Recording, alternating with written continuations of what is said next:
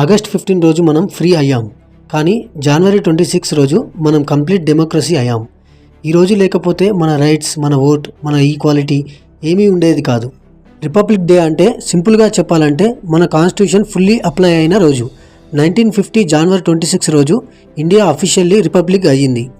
Independence డేకి republic డేకి తేడా ఏంటి అంటే, ఇండిపెండెన్స్ డే అంటే బ్రిటిష్ నుండి ఫ్రీడమ్, రిపబ్లిక్ డే అంటే సెల్ఫ్ రూల్ విత్ కాన్స్టిట్యూషన్. రెండూ ఇంపార్టెంట్, కానీ రిపబ్లిక్ డేలో పవర్ పీపుల్కి వస్తుంది. జనవరి 26 అనే డేట్ ర్యాండమ్ కాదు. 1930లో పూర్ణ స్వరాజ్ డిక్లేర్ చేసిన రోజు అదే.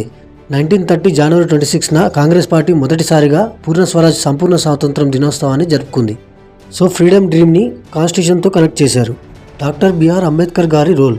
రిపబ్లిక్ డే గురించి మాట్లాడితే డాక్టర్ బిఆర్ అంబేద్కర్ గారిని మర్చిపోలేము. ఆయన మనకు రక్షణ కల్పించే రాజ్యాంగాన్ని ఇచ్చాడు. సమానత్వం, స్వేచ్ఛ, న్యాయం. రిపబ్లిక్ అంటే head of state elected person. శక్తి వారసత్వంగా కాదు, చట్టం అందరికంటే గొప్పది. రిపబ్లిక్ డే రోజు నుండి మనకి fundamental rights, equality before law, freedom of speech, right to vote ఇవన్నీ కాన్స్టిట్యూషన్ వల్ల మాత్రమే. పరేడ్ అంటే షో కాదు, అది unity in diversity, military strength, cultural pride.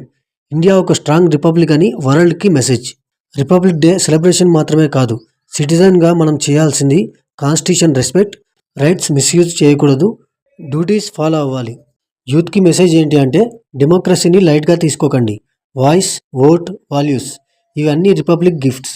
August 15 మనకు ఫ్రీడమ్ ఇచ్చింది. జనవరి 26 మనకు ఫ్యూచర్ ఇచ్చింది. Happy republic day. జై కాన్స్టిట్యూషన్, జై భారత్.